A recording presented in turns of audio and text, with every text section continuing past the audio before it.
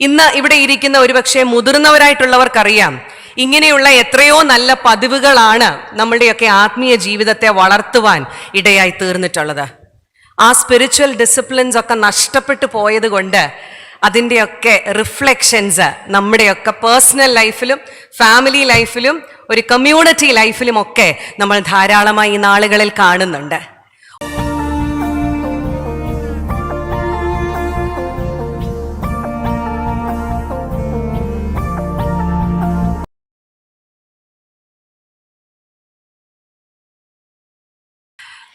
അഭിവന്യ തിരുമേനി ഈ മീറ്റിങ്ങിൽ എല്ലാ നേതൃത്വവും നൽകിക്കൊണ്ടിരിക്കുന്ന ഇന്നത്തെ ഈ ആരാധനയിലും ഈ മീറ്റിങ്ങിലും നമുക്ക് ആവശ്യമായ എല്ലാ ശുശ്രൂഷകളും നൽകി തന്ന പ്രിയ അച്ഛന്മാർ, മറ്റു ശുശ്രൂഷകൾക്കൊക്കെ നേതൃത്വം നൽകിക്കൊണ്ടിരിക്കുന്നവർ, വളരെ മനോഹരമായി ആരാധനയുടെ അന്തരീക്ഷത്തെ ഒരു ദൈവിക ചൈതന്യമാക്കി മാറ്റിത്തന്ന ക്വയർ അംഗങ്ങൾ, ഈ മീറ്റിങ്ങിൽ പങ്കെടുക്കുന്ന എല്ലാ പ്രിയപ്പെട്ടവരുമേ, ക്രിസ്തുയേശുവിൻ്റെ നാമത്തിൽ ഏവർക്കും സ്നേഹ വന്ദനം.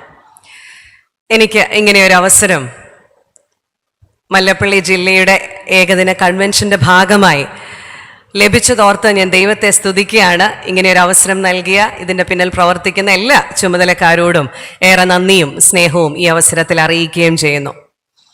ഒരു വിശുദ്ധ ഞായറാഴ്ചയിലെ രാവിലത്തെ ആരാധനയ്ക്ക് ശേഷം ഇത്രയധികം പേരെ വീണ്ടും ഈ കൺവെൻഷൻ യോഗത്തിൽ നിങ്ങൾ ഇരിക്കുന്നതോർത്ത് നിങ്ങളുടെ ക്ഷമയെ ഞാൻ പ്രത്യേകം അഭിനന്ദിക്കുകയാണ്. രാവിലെ 9 മണിക്ക് മുൻപായിട്ട് തന്നെ ഈ ദേവാലയത്തിൽ ഇടം പിടിച്ചവരുണ്ട്. സ്ഥലം കിട്ടാതെ വരുമോ എന്നോർത്ത് നേരത്തെ വന്ന് അതാതിടങ്ങളിലൊക്കെ ഇരുന്നവർ. ഏകദേശം 3 മണിക്കൂറിനപ്പുറമായി നിങ്ങൾ ഈ ദേവാലയത്തിലായിരിക്കുന്നു. എന്നിട്ടും ഈ കൺവെൻഷൻ യോഗത്തിൽ പങ്കെടുക്കുവാൻ നിങ്ങൾ കാണിച്ച വലിയ മനസ്സിന് ഞാൻ ദൈവത്തെ സ്തുതിക്കുകയാണ്. സത്യം പറഞ്ഞാൽ നമുക്ക് ആവശ്യമായ ഒരു വചന ശുശ്രൂഷ ഇന്ന് ലഭിച്ചിട്ടുണ്ട്. നമ്മൾ എങ്ങനെയായിരിക്കണം ദൈവരാജ്യ ശുശ്രൂഷയ്ക്ക് വേണ്ടി സാഹസികരാകേണ്ടുന്നതെന്ന് വളരെ മനോഹരമായി തനിക്ക് ലഭിച്ച കുറച്ച് സമയമേ ഉള്ളെങ്കിലും അത് അഭിവന്യ തിരുമേനിയിലൂടെ നമുക്ക് ലഭിച്ചു കഴിഞ്ഞു. എന്നാൽ വീണ്ടും ഒരു വചന ധ്യാനത്തിനായി നാം ഒരുങ്ങുകയാണ്. എനിക്ക് അനുവദിച്ചിരിക്കുന്ന സമയം മുഴുവൻ എടുക്കുന്നത് പോലും നീതിയല്ല എന്നെനിക്ക് ഈ സമയത്ത് തോന്നുന്നുണ്ട്. കാരണം നിങ്ങളൊക്കെ എത്ര ക്ഷീണിതരാണെന്ന് ഒരു ലോജിക്കലി ഒന്ന് കോമൺ സെൻസിൽ ചിന്തിച്ചാൽ മനസ്സിലാക്കാവുന്നതേ ഉള്ളൂ.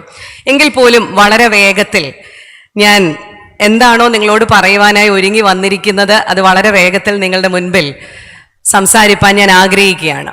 എനിക്ക് ഈ ക്ഷണം ലഭിച്ചപ്പോൾ മുതൽ എന്തായിരിക്കണം ഇന്നത്തെ ധ്യാനത്തിൻ്റെ വേദഭാഗമെന്നും വിഷയമെന്നും എൻ്റെ മനസ്സിനെ വല്ലാതെ അലട്ടിക്കൊണ്ടിരുന്നൊരു കാര്യമാണ്. എന്നെ ക്ഷണിച്ചത് ഷൈനച്ചനാണ്. അച്ഛനോട് ചോദിച്ചു, അച്ഛാ കുടുംബമായിക്കോട്ടെ വിഷയം.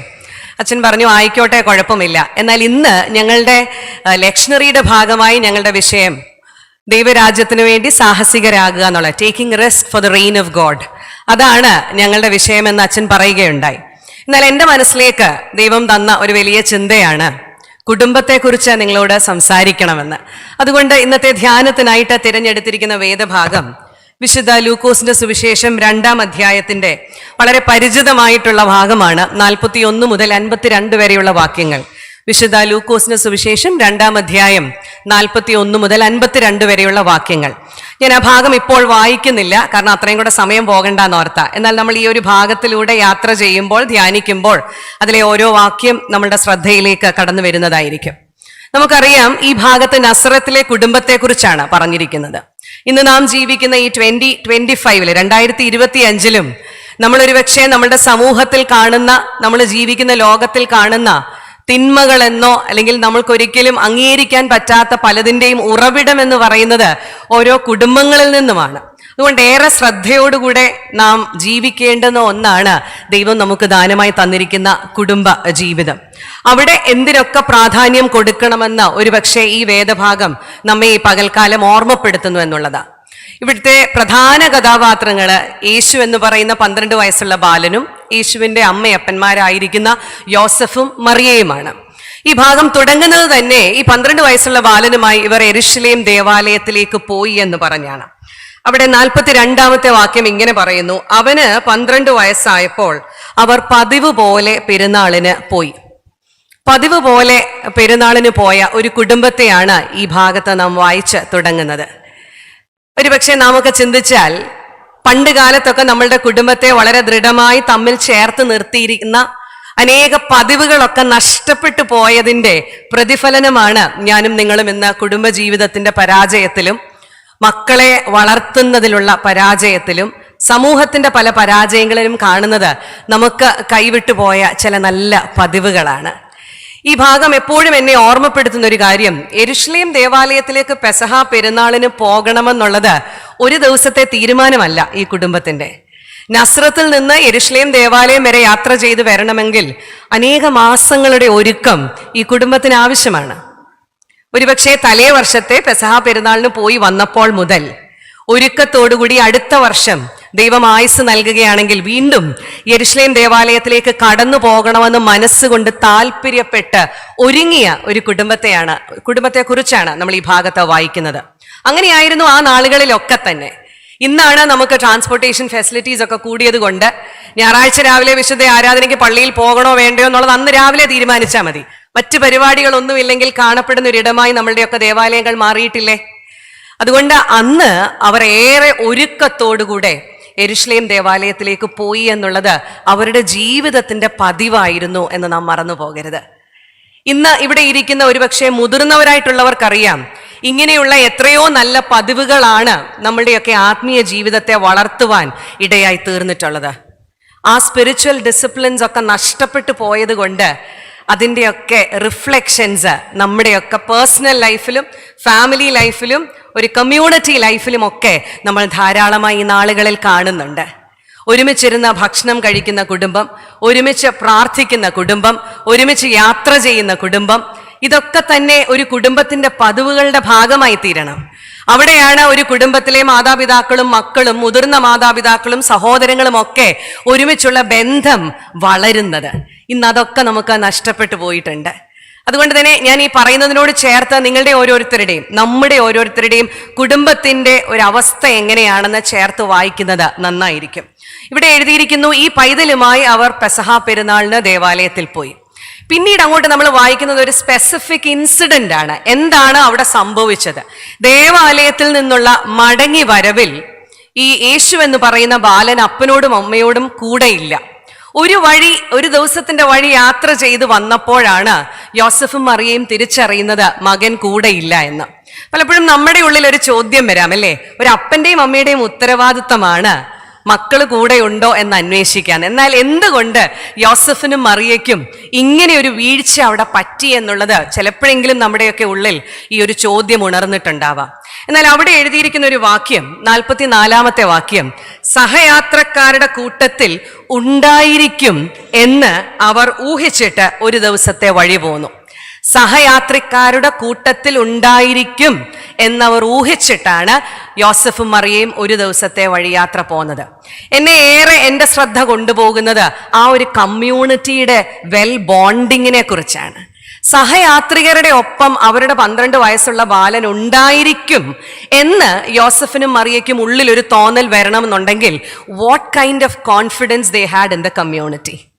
ആ ഒരു സമൂഹത്തെക്കുറിച്ച് ഈ അപ്പനും അമ്മയ്ക്കും ഉണ്ടായിരുന്ന ആത്മവിശ്വാസത്തിന്റെ ആഴത്തെക്കുറിച്ച് നമ്മളൊന്ന് ചിന്തിച്ചു നോക്കണം. എൻ്റെ കുഞ്ഞ് എൻ്റെ അയൽപക്കത്ത്, എൻ്റെ സഹോദരന്റെ ഭവനത്തിൽ, എൻ്റെ ഇടവകയിലെ ആരുടെയെങ്കിലും ഒക്കെ ഭവനത്തിൽ സുരക്ഷിതയാണെന്ന് ആത്മവിശ്വാസത്തോടെ പറയാൻ പറ്റുന്ന ഒരു കാലഘട്ടത്തിലാണോ നമ്മൾ ജീവിക്കുന്നത്? നമ്മൾ കുറച്ച് വർഷങ്ങൾ പുറകോട്ടേക്കൊന്ന് ചിന്തിച്ചു നോക്കിയാൽ അന്നൊക്കെ സൺഡേ സ്കൂളിൽ പോകുന്നത് ഒരു പ്രദേശത്തുള്ള കുഞ്ഞുങ്ങൾ എല്ലാവരും കൂടി ഒരുമിച്ചാ. യുവജന സഖ്യത്തിന്റെ പ്രസ്ഥാനങ്ങളിലൊക്കെ പങ്കെടുക്കുവാൻ പോകുന്നത് ഒരു ദേശത്തെ കുഞ്ഞുങ്ങൾ എല്ലാവരും ഒരുമിച്ചാണ്. ഇന്ന് ഒരു ഇടവകയിലേക്ക് ദേവാലയത്തിൽ ആരാധനയ്ക്ക് പോലും നമ്മൾ പോകുന്നത് എത്ര അടുത്താണെങ്കിലും നമ്മുടെ സ്വന്തം വണ്ടിയിൽ. അതിനൊരു പ്രത്യേക ഗമയുണ്ടല്ലേ? എന്നാൽ വർഷങ്ങൾക്ക് മുമ്പ് ഒരുമിച്ച് ചേർന്ന് കൂട്ടമായി യാത്ര ചെയ്യുന്നവർ, നടന്നു നീങ്ങുന്നവരുടെ ഇടയിൽ ഒരു സുരക്ഷിതത്വം ഉണ്ടായിരുന്നു. We have lost that kind of security in our community now. അന്ന് എന്തുകൊണ്ട് യോസഫിനും മറിയയ്ക്കും ഒരു ദിവസത്തോളം യാത്ര ചെയ്തിട്ട് ഈ പൈതൽ കൂടെയില്ല എന്നുള്ളതിന് അവർക്ക് ഉത്തരമുണ്ട്. അവര് കരുതി അവരോടൊപ്പം യാത്ര ചെയ്യുന്നവരുടെ കൂട്ടത്തിൽ അവരുടെ മകനുണ്ട്. കാരണം അന്നൊരു ഗ്രാമം മുഴുവൻ ഒരുമിച്ചാണ് യെരുശലേമിലേക്ക് പെസഹ പെരുന്നാളിന് പോകുന്നത്. ഒറ്റയ്ക്ക് സ്വന്തം വണ്ടിയിൽ കയറിയല്ല. ഇന്ന് നമ്മളൊക്കെ നമ്മുടെ ജീവിത സാഹചര്യങ്ങൾ വർദ്ധിച്ചപ്പോ നമുക്കെല്ലാം നമ്മുടേതായി മാറി, നമ്മുടെ മാത്രമായി മാറി. അവിടെ എൻ്റെ കുഞ്ഞിന് മാത്രമാണ് പ്രാധാന്യം. അയൽവക്കത്തെ കുഞ്ഞിന്റെ സുരക്ഷിതത്വം എൻ്റെ റെസ്പോൺസിബിലിറ്റി അല്ല എന്ന് പറയാതെ പറയുന്നുണ്ട് നാം ഓരോരുത്തരും. അതുകൊണ്ടാണ് ഇന്ന് നമ്മുടെ കുഞ്ഞുങ്ങളെ അത്തരത്തിലൊക്കെ നമുക്ക് നഷ്ടപ്പെട്ടു പോകുന്നതും ഒരുപക്ഷെ നമ്മൾ അറിയാതെ പോകുന്നതും അവർ നഷ്ടപ്പെട്ടു പോയിട്ടുണ്ടെന്ന്. ഇവിടെ സഹയാത്രക്കാരോടൊപ്പം ഉണ്ട് എന്നുള്ളൊരു ഉറപ്പ് ഈ അപ്പനും അമ്മയ്ക്കും ഉണ്ടായിരുന്നു. അവന്റെ സമപ്രായക്കാരോടൊപ്പം ഒരുപക്ഷെ അവൻ കളിച്ചും ചിരിച്ചും വരുന്നുണ്ടാകാം. അവന് 3 നേരം ഭക്ഷണം അവൻ കഴിച്ചോന്നൊന്നും ഈ അപ്പനും അമ്മയും വ്യാകുലപ്പെടുന്നില്ല. ഇന്ന് നമുക്കൊക്കെ എന്തോ ഒരു ആദിയാണ് ആ ഒരു കാര്യത്തെ ചൊല്ലി, അല്ലേ? 3 നേരം കുഞ്ഞ് ഭക്ഷണം കഴിച്ചോ എന്നുള്ളതാണ് പലപ്പോഴും നമ്മുടെയൊക്കെ. അതിനപ്പുറത്തേക്കൊക്കെ are we meeting the basic needs of our children? Where are the spiritual needs being met? അവരുടെ ഒരു സൈക്കോളജിക്കൽ നീഡ്സിനെ എവിടെയാണ് as parents, as grandparents, as a community ഞാനും നിങ്ങളും മീറ്റ് ചെയ്യുന്നത്? അതൊക്കെ നമുക്ക് വന്നു പോകുന്ന പരാജയങ്ങളാണ്. ഇതൊക്കെ ആത്മീയ ജീവിതത്തോട് ചേർത്ത് വായിക്കുമ്പോഴാണ് നമ്മളുടെയൊക്കെ പേരന്റിങ്, കുഞ്ഞുങ്ങളെ നർച്ചർ ചെയ്യുന്നതൊക്കെ കുറച്ചുകൂടി അർത്ഥവത്തായി മാറുന്നത്. സഹയാത്രക്കാരോടൊപ്പം ഉണ്ടായിരിക്കുമെന്ന് കരുതി ഈ അപ്പനും അമ്മയും ഒരു ദിവസം യാത്ര ചെയ്തു പോന്നു. അവിടെ നിന്ന് മുൻപോട്ട് വായിക്കട്ടെ. അവർ മടങ്ങി പോവുകയാണ്. ഈ പൈതലിനെ അന്വേഷിച്ച് അവർ മടങ്ങി പോകുന്നു. 45-ാമത്തെ വാക്യത്തിൽ പറയുന്നു, കാണാഞ്ഞിട്ട് അവനെ അന്വേഷിച്ചുകൊണ്ട് യെരുശലേമിലേക്ക് മടങ്ങിപ്പോയി. അവനെ തിരയാവുന്ന ഇടത്തെല്ലാം ഈ അപ്പനും അമ്മയും തിരഞ്ഞു കേട്ടോ. പരിചയക്കാരുടെ ഇടയില്, ബന്ധുക്കാരുടെ ഇടയില്, കൂടെ യാത്ര ചെയ്തവരുടെ ഇടയിലെല്ലാം തിരഞ്ഞു. തീർച്ചയായിട്ടും എത്രത്തോളം ആകുലത ഈ അപ്പന്റെ അമ്മയുടെ ഉള്ളിൽ ഉണ്ടായിട്ടുണ്ടാവും എന്ന് നമുക്ക് ചിന്തിച്ചെടുക്കാവുന്നതേ ഉള്ളൂ. അവിടെ എങ്ങും അവനെ കാണാഞ്ഞത് കൊണ്ട് അവർ മടങ്ങി യാത്ര ചെയ്യാണ്. They are returning back to Jerusalem to find their little boy. അവനെ തപ്പിയുള്ള യാത്രയാണ്. അവർ യെരുശലേമിലേക്ക് മടങ്ങി വരുന്നു, അന്വേഷിച്ച് മടങ്ങി വരുന്നു. എനിക്ക് ഇത് വായിക്കുമ്പോൾ ഈ ഒരു കാലഘട്ടത്തിൽ നമ്മുടെ കുഞ്ഞുങ്ങളെ, എനിക്കും 2 മക്കളുണ്ട്, 21 18 വയസ്സുള്ള 2 ആൺപിള്ളേരാണ്. എൻ്റെ കുഞ്ഞുങ്ങൾ ഞാൻ സഞ്ചരിക്കുന്ന പാതയിലല്ല സഞ്ചരിക്കുന്നതെന്ന് തിരിച്ചറിയാൻ എനിക്ക് എത്ര നാളെടുക്കും? ആർ ദേ വിത്ത് മീ എന്നുള്ളതിനെ കുറിച്ച് എത്ര പേരൻസിന് ഉറപ്പുണ്ട്? എൻ്റെ മക്കൾ എന്നോടൊപ്പമാണ് സഞ്ചരിക്കുന്നതെന്ന്. സഞ്ചരിക്കുക എന്ന് പറഞ്ഞാൽ ഒരേ വണ്ടിയിൽ സഞ്ചരിക്കുന്ന കാര്യമല്ല ഞാൻ ചോദിക്കുന്നത്. ഓൺ ദ സെയിം പാത്ത്, ഞാൻ വിശ്വസിക്കുന്ന ദൈവത്തിൽ, ഞാൻ വിളിക്കുന്ന കർത്താവിൽ, are they along with me? എന്നോടൊപ്പം എൻ്റെ മക്കളുണ്ടോ, എൻ്റെ തലമുറയുണ്ടോ എന്ന് തിരിച്ചറിയാതെ പോകുന്നില്ലേ? നഷ്ടപ്പെട്ടു പോകുന്ന കുഞ്ഞുങ്ങൾ നഷ്ടപ്പെട്ടു എന്ന് പോലും നമ്മൾ എപ്പോഴാണ് തിരിച്ചറിയുന്നത്? അതുകൊണ്ട് അന്വേഷിക്കേണ്ടുന്നിടത്ത് അന്വേഷണത്തിനായി ഒരുങ്ങുന്ന ഒരു effort as senior citizens, as elder generation, പേരൻസിനും ഗ്രാൻഡ് പേരൻസിനും, ഒരു ഇടവകയിലെ മുതിർന്ന പൗരന്മാർക്കൊക്കെ ഉള്ളൊരു വലിയ ഉത്തരവാദിത്തമാണ്. അന്വേഷിച്ചിറങ്ങേണ്ടുന്ന ചുമതല നമ്മളെ കർത്താവ് ഏൽപ്പിക്കുന്നുണ്ട്. അവർ മടങ്ങി യെരുശലേം ദേവാലയത്തിലേക്ക് ചെല്ലുന്നു. അവിടെ അവർ കാണുന്ന കാഴ്ച ഒരിക്കലും മാതാപിതാക്കൾ എന്ന നിലയിൽ യോസഫും മറിയയും പ്രതീക്ഷിച്ചിരുന്നതല്ല. അവിടെ ഉപദേഷ്ടാക്കന്മാരുടെ മധ്യത്തിൽ, മതപണ്ഡിതന്മാരുടെ മധ്യത്തിൽ ഇരുന്നു കൊണ്ട് അവരോട് സംസാരിക്കുന്ന, അവർ പറയുന്നത് കേൾക്കുന്ന, അവരോട് ചോദ്യങ്ങൾ ചോദിക്കുന്ന, അല്ലേ, ഒരു കോൺവെർസേഷനിൽ ഏർപ്പെടുന്ന 12 വയസ്സുള്ള അവരുടെ മകനെ കണ്ടെത്തുകയാണ്. ഒന്ന് ആലോചിച്ച് നോക്കിയാൽ ഈ അപ്പനും അമ്മയും ഒരുപക്ഷെ ഈ യേശു അവരുടെ നടുവിൽ ഇരിക്കുന്നത് കണ്ടപ്പോൾ തന്നെ ഉള്ളുവല്ലാതെ കത്തിയിട്ടുണ്ടാവും, അല്ലേ? എന്താണ് ഇവരോടൊക്കെ പറയുവാൻ? ഈ അപ്പനും അമ്മയ്ക്കും പോലും ഈ മതപണ്ഡിതന്മാരുടെ മുൻപിൽ നിൽക്കുവാനുള്ള ഒരു ധൈര്യമില്ല. എന്നാൽ അവരുടെ മകൻ അവരുടെ മധ്യത്തിൽ ഇരുന്നു കൊണ്ട് അവരോട് സംസാരിക്കുന്നത് കാണുന്നു. യേശുവിന്റെ വായിൽ നിന്ന് വരുന്ന, 12 വയസ്സുള്ള ഒരു ബാലന്റെ വായിൽ നിന്ന് വരുന്ന വാക്കുകൾ കേട്ട് അവരൊക്കെ ആശ്ചര്യപ്പെട്ടു എന്നൊക്കെ നമ്മൾ ആ ഭാഗത്ത്. പക്ഷെ എന്നാൽ എൻ്റെ ഒരു ഫോക്കസ് ഇനിയും വരുന്നത് അവിടെയല്ല. അവനെ കണ്ടിട്ട് അവർ അതിശയിച്ചു. 48-ാം വാക്യം. ഈ അമ്മ യേശു എന്ന് പറയുന്ന 12 വയസ്സുള്ള ബാലനോട് ചോദിക്കുന്ന 2 കാര്യങ്ങൾ, അതിലേക്ക് നമ്മളുടെ ശ്രദ്ധയെ കൊണ്ടുപോകാം. 48-ാമത്തെ വാക്യത്തിൽ അമ്മ അവനോട്, മകനെ ഞങ്ങളോട് ഇങ്ങനെ ചെയ്തത് എന്ത്? നിന്റെ അപ്പനും ഞാനും വ്യസനിച്ചുകൊണ്ട് നിന്നെ തിരഞ്ഞു എന്ന് പറഞ്ഞു. മകനെ ഞങ്ങളോട് ഇങ്ങനെ ചെയ്തത് എന്ത്? നിന്റെ അപ്പനും ഞാനും വ്യസനിച്ചുകൊണ്ട് നിന്നെ തിരഞ്ഞു എന്ന് പറഞ്ഞു. ഈ അമ്മ പറയുന്ന ഒന്ന് സ്റ്റേറ്റ്മെന്റ് ആണ്, മറ്റൊന്ന് ക്വസ്റ്റ്യൻ ആണ്. ഈ 2 കാര്യത്തിലും ഏറെ ശ്രദ്ധയോടെ നമ്മളൊന്ന് വീക്ഷിച്ചാൽ ദർ ഇസ് എ ടുഗദർനെസ്. നീ ഞങ്ങളോട് ഇങ്ങനെ ചെയ്തത് എന്തിനാ? നീ എന്നോട് ഇങ്ങനെ ചെയ്തത് എന്തിനാണെന്നല്ല ഈ അമ്മ ചോദിക്കുന്നത്. അമ്മ ചോദിക്കുന്നത്, നീ ഞങ്ങളോട് ഇങ്ങനെ ചെയ്തത് എന്തിനാ? ഞാൻ എത്രത്തോളം വിഷമിച്ചു എന്ന് നിനക്കറിയാമോ എന്നല്ല മകനോട് ചോദിക്കുന്നത്. നിന്റെ അപ്പനും ഞാനും എത്രത്തോളം വ്യസനിച്ച് നിന്നെ അന്വേഷിച്ചു. There is a togetherness in their family. സംഭവിച്ചു പോയ പിഴവിനുള്ള ഉത്തരവാദിത്വം അപ്പനും അമ്മയും ഒരുമിച്ച് പങ്കിടുന്നിടത്താണ് പ്രിയരെ മക്കളെ തിരിച്ചു പിടിക്കാൻ നമുക്ക് സാധിക്കുന്നത്.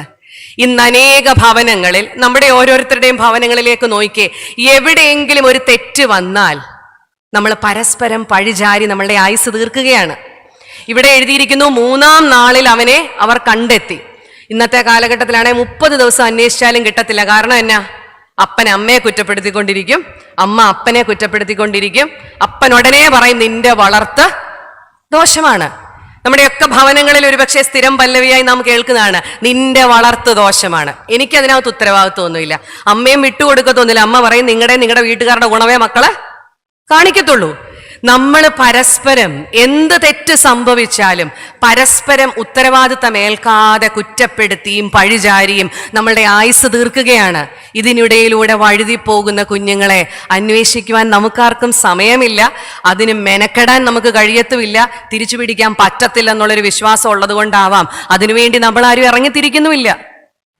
ഇവിടെ യേശു എന്ന് പറയുന്ന 12 വയസ്സുള്ള കുഞ്ഞിനെ കാണാതായപ്പം യോസഫ് മറിയോട് പറഞ്ഞില്ല, നിന്റെ കുഞ്ഞല്ലേ, നീ പോയി അന്വേഷിക്കുക, എനിക്കിതിനകത്ത് എന്താ ഉത്തരവാദിത്തം, അല്ലെങ്കിൽ അമ്മ നീയല്ലേ എന്ന് യോസഫ് ചോദിക്കുന്നില്ല. അവർ രണ്ടുപേരും കൂടി ഒരുമിച്ച് മടങ്ങി യെരുശലേമിലേക്ക് വന്ന് യേശു എന്ന് പറയുന്ന മകനെ കണ്ടുപിടിച്ചു. ആ അന്വേഷണത്തിന്റെ പ്രധാന കാരണമാണ് ഇവിടെ മറിയ മകനോട് പറയുന്നത്, ഞങ്ങളോട് ഇങ്ങനെ ചെയ്തതെന്ത്. ഈ ഞങ്ങളെന്ന് പറയുന്ന പദത്തിന് തന്നെ ഇന്ന് നമ്മുടെയൊക്കെ കുടുംബജീവിതത്തിൽ എത്രത്തോളം പ്രാധാന്യമുണ്ട്. How significant is the word we in our family. ഞാൻ എന്ന് പറഞ്ഞ് ശീലിച്ചിരിക്കുന്ന നമ്മൾ കുടുംബജീവിതം ആരംഭിച്ചാലും പറയുന്നത് എപ്പോഴും ഞാൻ, എൻ്റെ, നമ്മുടെ, ഞങ്ങളുടെ. അവിടെയാണ് ഒരു കുടുംബ ജീവിതത്തിൽ അടുത്ത തലമുറയിലേക്ക് വിശ്വാസവും മൂല്യങ്ങളും ഒക്കെ പകരപ്പെടുന്നത്. ഈ അമ്മ ചോദിക്കുകയാണ്, ഞാനും നിന്റെ അപ്പനും വ്യസനിച്ചു അല്ലേ. പലപ്പോഴും അമ്മമാർക്കുണ്ട് മക്കളുടെ കാര്യത്തിൽ അമ്മമാർക്ക് മാത്രമേ വിഷമമുള്ളെന്നാണ് നമ്മൾ കരുതുന്നത്. അതുകൊണ്ട് നമ്മൾ whenever we vocalize our feelings we stick on to the word I, me, myself. അതുകൊണ്ട് അമ്മമാർ ഓർക്കണം, അപ്പന്റെ ഉള്ളിലും വ്യസനമുണ്ട്, ഭാരമുണ്ട്, വേദനയുണ്ട്. ഒരുപക്ഷെ നമ്മളെ പോലെ അവർ പ്രകടിപ്പിക്കുന്നില്ലായിരിക്കാം. ഒരു പൈതലിനെ വളർത്തുന്നതിൽ ഒരുമിച്ച് ഭാരം പങ്കിടുന്ന ഇടങ്ങളാവണം കുടുംബം. ഒരു പരാജയമോ ഒരു വീഴ്ചയോ ഒരു തെറ്റോ ആരുടെ പക്കൽ നിന്നും ആയിക്കോട്ടെ വന്നു കഴിഞ്ഞാൽ we must share the responsibility of what has happened in the family. അങ്ങനെയെങ്കിൽ മാത്രമേ നമ്മുടെ കുടുംബജീവിതത്തെ തിരിച്ചു മടക്കി പിടിക്കുവാൻ നമുക്ക് സാധിക്കത്തുള്ളൂ. എപ്പോഴാണ് ഇതൊക്കെ കയ്യിൽ നിന്ന് വഴുതി പോകുന്നതെന്ന് അറിയാത്തൊരു കാലഘട്ടത്തിന്റെ ഭാഗമായിട്ടാണ് നമ്മൾ ജീവിക്കുന്നത്. ഏതൊക്കെ വിധത്തിൽ നമ്മുടെയൊക്കെ ദാമ്പത്യ ജീവിതത്തിലേക്കും കുടുംബജീവിതത്തിലേക്കും എന്തൊക്കെ വന്നു കയറാമെന്നൊന്നും നമുക്കറിഞ്ഞുകൂടാ. പക്ഷെ അവിടെ ഒരുമിച്ച് നിൽക്കുന്ന ഇടത്ത് മാത്രമേ അന്വേഷിച്ചിറങ്ങുവാനും കണ്ടുപിടിക്കുവാനും റെസ്റ്റോർ ചെയ്യുവാനും ഒക്കെ നമുക്ക് സാധിക്കത്തുള്ളൂ. ഈ പൈതലിന്റെ ഉത്തരം 49-ാമത്തെ വാക്യത്തിൽ ഇങ്ങനെയാണ്, അവൻ അവരോട് എന്നെ തിരഞ്ഞത് എന്തിന്? Why did you search for me? എന്റെ പിതാവിനുള്ളതിൽ ഞാൻ ഇരിക്കേണ്ടത് എന്ന് നിങ്ങൾ അറിയുന്നില്ലയോ എന്ന് പറഞ്ഞു അല്ലേ. എന്റെ പിതാവിനുള്ളതിൽ ഞാൻ ഇരിക്കേണ്ടതല്ലയോ എന്ന് നിങ്ങൾ അറിയുന്നില്ലയോ? അതൊരു ഒന്നൊന്നര ചോദ്യമാണ് ശരിക്കും ഒരു 12 വയസ്സുള്ള മകന്റെ ഭാഗത്ത് നിന്ന്. പക്ഷെ മറിയ അതിനൊന്നും ഉത്തരം പറയുന്നില്ല.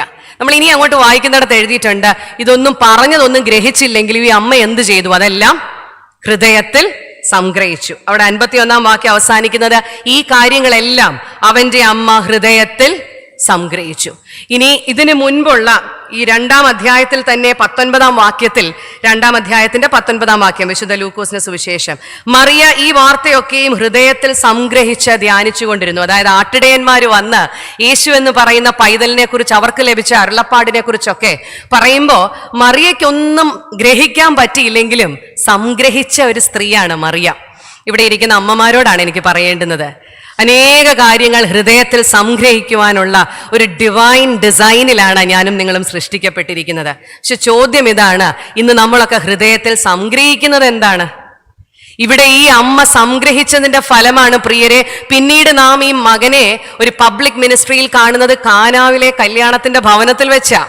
അന്ന് വരെ ഒരു അത്ഭുതവും അടയാളവും ചെയ്തിട്ടില്ലാത്ത തൻ്റെ മകനോട് ഇത്ര ആത്മവിശ്വാസത്തോടുകൂടെ ആ അമ്മ പറയുന്നു ഇവർക്ക് വീഞ്ഞില്ല എന്ന്. ഒരമ്മയുടെ ആത്മവിശ്വാസമാണ് ഹൃദയത്തിൽ സംഗ്രഹിച്ചത്, പോർ ഔട്ട് ചെയ്തതാണ് കാനാവിലെ ഭവനത്തിൽ വെച്ച്. എൻ്റെ മകൻ ഇത് സാധ്യമാണെന്ന് തിരിച്ചറിയത്തക്ക വിധത്തിൽ തൻ്റെ ഹൃദയത്തിൽ സംഗ്രഹിച്ച ചിന്തകൾ ആ അമ്മയെ ബലപ്പെടുത്തി എന്നുള്ളതാ. അതുകൊണ്ട് എന്തൊക്കെയാണ് നമ്മളുടെ ഹൃദയത്തിൽ നാം സംഗ്രഹിക്കുന്നത്? ദൈവത്തിന്റെ പദ്ധതികളെ മനസ്സിലാക്കാൻ പറ്റാത്ത പലതും സംഭവിക്കുന്ന കാലഘട്ടത്തിൽ ജീവിക്കുമ്പോൾ എൻ്റെ ദൈവത്തിന് എന്നെക്കുറിച്ച്, എൻ്റെ തലമുറയെക്കുറിച്ച്, എൻ്റെ കുടുംബത്തെക്കുറിച്ച്, എൻ്റെ ഇടവകയെക്കുറിച്ച്, എൻ്റെ കൂട്ടായ്മയെക്കുറിച്ച്, എൻ്റെ ആത്മീയ ജീവിതത്തെക്കുറിച്ച് വ്യക്തമായൊരു ഉദ്ദേശമുണ്ടെന്ന് ഹൃദയത്തിൽ സംഗ്രഹിച്ചുകൊണ്ട് ബലത്തോടുകൂടെ ധൈര്യത്തോടുകൂടെ മുൻപോട്ട് നീങ്ങുവാൻ നമുക്ക് സാധിക്കണം. ഈ പൈതൽ ചോദിക്കുന്നു, ഞാൻ എൻ്റെ പിതാവിനുള്ളതിൽ ഇരിക്കേണ്ടതല്ലയോ? Don't you know that I have to be in my father's house? ഞാൻ എൻ്റെ പിതാവിനുള്ളതിൽ. ഇതൊരു ബാലൻ പറയുന്നതായി മാത്രം നാം എടുക്കരുത്. ഇവിടെ ഇരിക്കുന്ന ഓരോരുത്തരും ചിന്തിച്ച് നോക്കണം, എൻ്റെ പിതാവ് ഞാൻ കാണണമെന്ന് ആഗ്രഹിക്കുന്ന ഇടങ്ങളിലാണോ ഞാൻ എപ്പോഴും കാണപ്പെടുന്നത്? നോട്ട് ഓൺലി ഓൺ സൺഡേസ്, വിശുദ്ധ ഞായറാഴ്ചയുടെ ദിവസത്തെക്കുറിച്ച് മാത്രമല്ല, 24/7 തിങ്കളാഴ്ച മുതൽ ശനിയാഴ്ച വരെ എൻ്റെ സ്വർഗത്തിലെ ദൈവം ഞാൻ കാണപ്പെടണമെന്ന് ആഗ്രഹിക്കുന്ന ഇടങ്ങളിൽ മാത്രമാണോ ഞാൻ കാണപ്പെടുന്നത്? ഇവിടെയുള്ള കുഞ്ഞുങ്ങളോടും യൗവനക്കാരോടും നിങ്ങളുടെ സ്വർഗത്തിലെ പിതാവ് നിങ്ങളെക്കുറിച്ച് ആഗ്രഹിക്കുന്ന ഇടങ്ങളിൽ കാണപ്പെടുന്നവരായി വളരുവാൻ സാധിക്കണം. അവിടെയാണ് നിങ്ങളെക്കുറിച്ചുള്ള സ്വർഗത്തിലെ ദൈവത്തിന്റെ divine plans, the will of God becomes fulfilled when you are in the presence of the Lord. കർത്താവിന്റെ സാന്നിധ്യത്തിൽ നിങ്ങൾ ആയിരിക്കുമ്പോഴാണ് ദൈവം നിങ്ങളെക്കുറിച്ച് എന്താഗ്രഹിക്കുന്നു എന്നുള്ള തിരിച്ചറിവ് നിങ്ങൾക്ക് ഉണ്ടാകുന്നത്. ചില ചോദ്യങ്ങൾ സ്വയം ചോദിക്കാൻ നിങ്ങൾ മുതിരുന്നതൊക്കെ അവിടെയാണ്. അതുകൊണ്ട് എൻ്റെ പിതാവിനുള്ളതിൽ ഞാൻ ഇരിക്കേണ്ടതല്ലയോ ഒന്ന് ഏറ്റെടുക്കാൻ നമുക്ക് സാധിക്കണം. എൻ്റെ കർത്താവ് ആഗ്രഹിക്കുന്ന ഇടങ്ങളിൽ പലപ്പോഴും പല ഇടവകളിലും ഒക്കെ ചെല്ലുമ്പോൾ ഞായറാഴ്ച പള്ളിക്കകത്തുള്ളതിനേക്കാൾ കൂടുതൽ ആളുകൾ പുറത്തുണ്ട്, വരാന്തയിലുണ്ട്, മതിലിന്റെ പൊക്കത്തുണ്ട്. പിതാവ് ഉള്ളിടത്താണോ നമ്മൾ ഓരോരുത്തരും കാണപ്പെടുന്നത്? ഈ പിതാവിനെ അനുഭവിക്കണമെന്നുണ്ടെങ്കിൽ, ഈ കർത്താവിനെ ഒന്ന് രുചിക്കണമെന്നുണ്ടെങ്കിൽ കാണപ്പെടേണ്ടുന്ന ഇടത്ത് കാണപ്പെടേണ്ടത് ആവശ്യമാണ്. ഞാൻ വളരെ വേഗം മുൻപോട്ട് നീങ്ങട്ടെ. 51-ാം വാക്യം, പിന്നെ അവൻ അവരോട് കൂടെ ഇറങ്ങി നസ്രത്തിൽ വന്ന് അവർക്ക് കീഴടങ്ങിയിരുന്നു. അവൻ അവരോടുകൂടെ മടങ്ങി നസ്രത്തിൽ വന്ന് കീഴടങ്ങിയിരുന്നു. He was submissively obedient to his parents after coming to Nazareth. എൻ്റെ മുൻപിലിരിക്കുന്ന കുഞ്ഞുങ്ങളോടും ചെറുപ്പക്കാരോടുമാണ്, നിങ്ങൾ ഈ ലോകത്ത് ഏത് കാലഘട്ടത്തിൽ വളർന്നാലും ഒരുപക്ഷെ നിങ്ങളുടെ വിദ്യാഭ്യാസ യോഗ്യതകൾ, നിങ്ങൾ മേടിക്കുന്ന ശമ്പളമൊക്കെ നിങ്ങളുടെ അപ്പനും അമ്മയ്ക്കും നിങ്ങളുടെ ഗ്രാൻഡ് പേരൻസിനും ഒക്കെ സ്വപ്നം പോലും കാണാൻ പറ്റാത്തതിനപ്പുറമായിരിക്കാം നിങ്ങൾ ഈ ലോകത്ത് നേടിയെടുക്കുന്ന achievements. But you will never match the experience and the wisdom your parents and your elder generation will ever have. നിങ്ങൾ ഒരിക്കലും അവരുടെ അനുഭവ സമ്പത്തോ അവർക്ക് ലഭിച്ചിട്ടുള്ള ജ്ഞാനമോ അതിനോടൊത്തുവരുവാൻ ഒരു കാലഘട്ടത്തിലെയും യങ്ങർ ജനറേഷന് സാധിക്കത്തില്ല. നിങ്ങൾ മുതിരുമ്പോഴാണ് നിങ്ങൾക്ക് അനുഭവ സമ്പത്തുണ്ടാകുന്നത്. ഇവിടെ ഈ 12 വയസ്സുള്ള ബാലനെ കുറിച്ച് ഞാൻ ചിന്തിക്കുന്നത് ഇങ്ങനെയാ, മത പണ്ഡിതന്മാരുടെ നടുവിൽ ഇരുന്നു കൊണ്ട് അവരോട് ചോദ്യങ്ങൾ ചോദിക്കുകയും അവരുടെ സംശയങ്ങൾക്ക് ഉത്തരം പറയുകയും തൻ്റെ ഉള്ളിലെ ചോദ്യങ്ങളൊക്കെ അവരോട് ചോദിക്കുകയും ചെയ്ത് ഈ 12 വയസ്സുകാരന് ഒരല്പം ജാടയൊക്കെ ആയിക്കൂടെ? തിരിച്ചു മടങ്ങി വന്നു കഴിയുമ്പോൾ എന്തിനു അപ്പനും അമ്മയ്ക്കും കീഴടങ്ങി ജീവിക്കണം? ഇന്നതല്ലേ 4 വയസ്സുള്ളവന്റെ മുഖത്തോട്ടൊന്ന് നോക്കിക്കേ. നമുക്കറിയാൻ പറ്റാത്ത മൊബൈലിന്റെ ഒരു സുന അവനൊന്ന് ചെയ്തു തന്നെങ്കിൽ അവന്റെ ഒരു ജാട എന്താ? ആ 4 വയസ്സുകാരന്റെ മുമ്പിൽ കുമ്പിടും അപ്പനും അമ്മയും. There is A reversing of the system. ഇവിടെ പറയുന്നു ഈ 12 വയസ്സുള്ള മകനെ കുറിച്ച്, അവൻ ഏത് മതപണ്ഡിതന്റെ നടുവിൽ ഇരുന്നു കൊണ്ട് സംസാരിച്ചാലും അവന്റെ അപ്പന്റെയും അമ്മയുടെയും മുൻപിൽ അവൻ കീഴ്പ്പെട്ട് അവന്റെ ബാല്യകാലം ജീവിച്ചു, അവന്റെ യൗവനകാലം ജീവിച്ചു. പിന്നെ നമ്മൾ യേശുവിനെ കാണുന്നത് ഏകദേശം 30 വയസ്സോടടുക്കുമ്പം പബ്ലിക് മിനിസ്ട്രി സ്റ്റാർട്ട് ചെയ്യുന്നിടത്താ. അതുവരെ തൻ്റെ അപ്പൻ്റെയും അമ്മയുടെയും ശാസനയുടെയും ശിക്ഷണത്തിൻ്റെയും ഒക്കെ ചൂടറിഞ്ഞ് അവൻ വളർന്നു എന്നുള്ളതാ. അതുകൊണ്ട് ഈ കീഴടങ്ങുക എന്ന് പറയുന്നത് അത്ര നെഗറ്റീവ് കൊണോട്ടേഷനുള്ള ഒരു ടേം ഒന്നും അല്ല. നമ്മൾ ഓർക്കണം, നമ്മളെ ഈ ലോകത്ത് ദൈവം ഭരമേൽപ്പിച്ചിരിക്കുന്നത് അപ്പൻ്റെയും അമ്മയുടെയും അപ്പച്ചൻ്റെയും അമ്മച്ചിയുടെയും ഒരു കമ്മ്യൂണിറ്റിയുടെയും ഒക്കെ ഇടയിലാണ്. അവിടെയാണ് നമ്മളൊക്കെ വളരുന്നത്. നമ്മൾ ആരും ഇപ്പൊ കാണുന്ന പോലെ ഇൻഡിപെൻഡൻസിൽ ജനിച്ചവരല്ല. അനേകരുടെ പ്രാർത്ഥനയും കൈത്താങ്ങലും പരിരക്ഷണവും പരിപാലനവും കൊണ്ടാണ് ഞാനും നിങ്ങളും ഒക്കെ ഇങ്ങനെ ആയിരിക്കുന്നത്. എത്ര പേരോട് കടപ്പെട്ടതാണ് നമ്മുടെ ഓരോരുത്തരുടെയും ജീവിതം. ഒരു കീഴടങ്ങൽ പലയിടങ്ങളിലും നമുക്ക് ആവശ്യമാണ്. ഒരുപക്ഷെ മുതിർന്നവർ പറയുന്നതിനോടോ അപ്പനും അമ്മയും ആവശ്യപ്പെടുന്ന എല്ലാത്തിനോടും നമുക്ക് യോജിക്കാൻ പറ്റിയില്ലെന്ന് വരും. പക്ഷേ അവരോട് എങ്ങനെ സംസാരിക്കണം, എങ്ങനെ ഇടപെടണം എന്നുള്ളത് ഒരു മനുഷ്യന്റെ ജീവിതത്തിൽ ആർജിച്ചെടുക്കേണ്ടുന്ന ഒരു ഡിസിപ്ലിനാണ്. അതുകൊണ്ട് യേശു എന്ന് പറയുന്ന ബാലനെ കുറിച്ച് പറയുന്നു, അവൻ അവന്റെ അപ്പന്റെ അമ്മയുടെ മുൻപിൽ കീഴടങ്ങി വളർന്നു വന്നു. 52-ാമത്തെ വാക്യം, യേശുവോ ജ്ഞാനത്തിലും വളർച്ചയിലും ദൈവത്തിന്റെയും മനുഷ്യരുടെയും കൃപയിലും മുതിർന്നു വന്നു. അത് കൂടുതലും യേശുവിനെ കുറിച്ച് ഞാൻ അവിടെ പറയണ്ട. ഒറ്റ ചോദ്യം മാതാപിതാക്കളോടൊക്കെ ചോദിക്കുകയാണ്, സെക്യുലർ എഡ്യൂക്കേഷന് നമ്മൾ കൊടുക്കുന്ന പ്രാധാന്യം ഒരു സ്പിരിച്വൽ നർച്ചറിങ്ങിന് നമ്മുടെ കുഞ്ഞുങ്ങൾക്ക് നമ്മൾ കൊടുക്കുന്നുണ്ടോ? ഏത് സ്കൂളിലേക്ക് വിടണം, ഏത് കോളേജിലേക്ക് പോകണം, 12ാം ക്ലാസ് കഴിയുമ്പോൾ ഏത് കോഴ്സ് സെലക്ട് ചെയ്യണം, ഇതിനെക്കുറിച്ചൊക്കെ വളരെയധികം റിസർച്ച് ചെയ്യുന്നുണ്ട് നമ്മളൊക്കെ. വേണ്ടാന്നല്ല പറയുന്നത്, അതൊക്കെ ഈ കാലഘട്ടത്തിന്റെ ആവശ്യമാണ്. പക്ഷെ ഒരു ആത്മീയ പരിപോഷണത്തിന് വേണ്ടി എന്ത് എഫേർട്ട് എടുക്കാൻ ഇന്നത്തെ മാതാപിതാക്കളും മുതിർന്ന മാതാപിതാക്കളും ഇടവകയിലെ മുതിർന്നവരും ഒക്കെ താല്പര്യപ്പെടുന്നുണ്ട്. ഞാൻ സമയം കുറയുന്നത് കൊണ്ട് ഇവിടെ ഇരിക്കുന്ന കുഞ്ഞുങ്ങളോടും യൗവനക്കാരോടും മാതാപിതാക്കളോടും ഞാൻ പറഞ്ഞു. മുതിർന്ന മാതാപിതാക്കളോട് 1-2 കാര്യം കൂടി പറഞ്ഞുകൊണ്ടാണ് ഞാൻ എൻ്റെ വാക്കുകൾ ചുരുക്കുകയാണ്. ഇതേ അധ്യായത്തിന്റെ 25 മുതൽ വായിക്കുന്ന ഇടങ്ങളിൽ 2 മുതിർന്ന സീനിയർ സിറ്റിസൺസിനെ കുറിച്ച് നമ്മൾ വായിക്കുന്നുണ്ട്. യേശു എന്ന് പറയുന്ന കൈക്കുഞ്ഞുമായി ദേവാലയത്തിലേക്ക് പോയ യോസഫിനെയും മറിയേയും ഈ കുഞ്ഞിനെ കയ്യിലേന്തി പാടി പുകഴ്ത്തിയ ഷിമ്യോൻ എന്ന് പറയുന്ന ഒരു മനുഷ്യനെ കുറിച്ച് നാം വായിക്കുന്നുണ്ട്. അതുപോലെ തന്നെ ഫനുവേലിന്റെ മകളായ ഹന്ന എന്ന് പറയുന്ന ഒരു സ്ത്രീയെക്കുറിച്ചും ഇതേ ഭാഗത്ത് നാം വായിക്കുന്നുണ്ട്. അതിനുശേഷമാണ് നമ്മൾ ഇന്ന് വായിച്ച 41 തൊട്ടുള്ള വേഴ്സസ് വരുന്നത്. ഈ മുതിർന്ന പൗരന്മാരുടെ അവരുടെ ചില സവിശേഷതകളാണ് ഞാൻ പറയാൻ ആഗ്രഹിക്കുന്നത്. ഷിമ്യോനെ കുറിച്ച് ഇങ്ങനെ എഴുതിയിരിക്കുന്നു, 25-ാം വാക്യം 2-ാം അധ്യായത്തിന്റെ. യെരുശലേമിൽ ഷിമ്യോൻ എന്ന പേരുള്ള ഒരു മനുഷ്യനുണ്ടായിരുന്നു. ആ മനുഷ്യൻ നീതിമാനും ഇസ്രായേലിന്റെ ആശ്വാസത്തിനായി കാത്തിരിക്കുന്നവനുമായിരുന്നു. പരിശുദ്ധാത്മാവും അവന്റെ മേലുണ്ടായിരുന്നു. 3 കാര്യങ്ങളാണ് ഈ മുതിർന്ന പൗരനെ കുറിച്ച് അവിടെ പറയുന്നത്. ഒന്ന്, അവൻ നീതിമാനായിരുന്നു. യോസഫ് എന്ന് പറയുന്ന യേശുവിന്റെ അപ്പനെ വിശുദ്ധ മത്തായിയുടെ സുവിശേഷം നമ്മളുടെ മുൻപിലേക്ക് പരിചയപ്പെടുത്തുന്ന ഇടത്തും ഇതേ പദമാണ് ഉപയോഗിക്കുന്നത്. നീതിമാനായ യോസഫ് എന്നാ പറയുന്നത്. ഒരു കുടുംബത്തിൽ ഏറ്റവും അത്യാവശ്യം നിലനിൽക്കേണ്ടുന്ന ഒന്നാണ് നീതിബോധം. പലപ്പോഴും നീതി എന്ന പദം ഒരു കോടതിയുടെ ഭാഷയിലാണ് നാം കേൾക്കാറുള്ളത്, ജസ്റ്റിസ്. എന്നാൽ ബന്ധങ്ങളിൽ ഏറ്റവും അധികം പാലിക്കപ്പെടേണ്ടുന്ന ഒരു ഡിസിപ്ലിനായി, ഒരു വാല്യൂവായി ക്യാൻ വി ടേക്ക് റൈച്ചസ്നെസ്, നീതിബോധം. എന്തായിരുന്നു യോസഫിന്റെ നീതിബോധം? സമൂഹം കല്ലെറിഞ്ഞു കൊല്ലാൻ പറയുന്നവള്, അല്ലെങ്കിൽ എന്തുകൊണ്ടും ബന്ധം ഒഴിയുവാനായിട്ടുള്ള എല്ലാ അവകാശവും കൊടുക്കുന്ന ഇടത്ത് അവളെ ചേർത്ത് നിർത്തേണ്ടുന്നതാണ് ഈ മനുഷ്യന്റെ ഉള്ളിൽ ഒരു തോന്നലുണ്ടായത്. ആ മനുഷ്യന്റെ നീതിബോധം കാരണമാണ്. ഞാൻ വളരെ സിമ്പിളായി ഈ നീതിബോധത്തെ ഇങ്ങനെയൊന്ന് നിർവചിക്കാൻ ആഗ്രഹിക്കുക. എന്റെ ചുറ്റിനുമുള്ളവർ എന്തർഹിക്കുന്നോ അതിനെ കൊടുക്കുന്നതിനെയാണ് നീതിബോധം. ഇവിടെ ഇരിക്കുന്ന ഭർത്താക്കന്മാർക്ക് പറയാൻ സാധിക്കണം, എന്റെ ഭാര്യ എന്തർഹിക്കുന്നോ, എന്റെ മക്കൾ എന്തർഹിക്കുന്നോ, എന്റെ അപ്പനും അമ്മയും എന്തർഹിക്കുന്നോ അതിനെ നൽകുവാൻ ഞാൻ ഒരുങ്ങുന്നത് എന്റെ നീതിബോധം കൊണ്ടാണ്.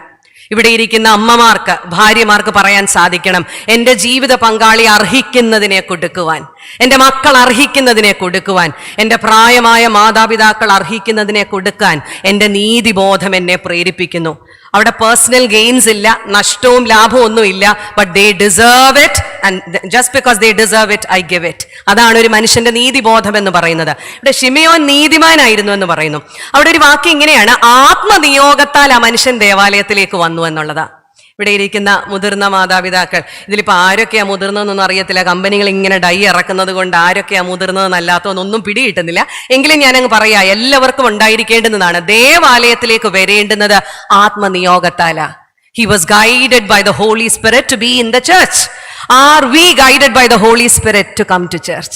ഇന്ന് ദേവാലയങ്ങളിൽ നാം ഒക്കെ കാണപ്പെടുന്നത് നമ്മുടേതായ ചില സ്വാർത്ഥ താല്പര്യങ്ങൾക്ക് വേണ്ടിയാ, ചില സ്ഥാനങ്ങൾക്ക് വേണ്ടിയിട്ടാണ്, ചില പേഴ്സണൽ അജൻഡാസ് ഒക്കെ ഫുൾഫിൽ ചെയ്യാൻ കാണപ്പെടുന്ന ഇടമായി ദേവാലയങ്ങൾ മാറിപ്പോയത് കൊണ്ടല്ലേ പ്രിയരെ ഇന്ന് മറ്റ് മതക്കാരുടെ മുൻപിൽ നമ്മുടെ സാക്ഷ്യം നഷ്ടപ്പെട്ടിരിക്കുന്നത്? പരിശുദ്ധാത്മാവിന്റെ നിയോഗത്താൽ ദേവാലയങ്ങളിൽ, ആരാധനകളിൽ, പ്രാർത്ഥനകളിൽ കാണപ്പെടേണ്ടുന്നവരാണ് നാം ഓരോരുത്തരും. അതുകൊണ്ട് ഇവിടെ ഷിമെയോൻ ആത്മനിയോഗത്താൽ ദേവാലയത്തിലേക്ക് വന്നു എന്നാ പറയുന്നത്.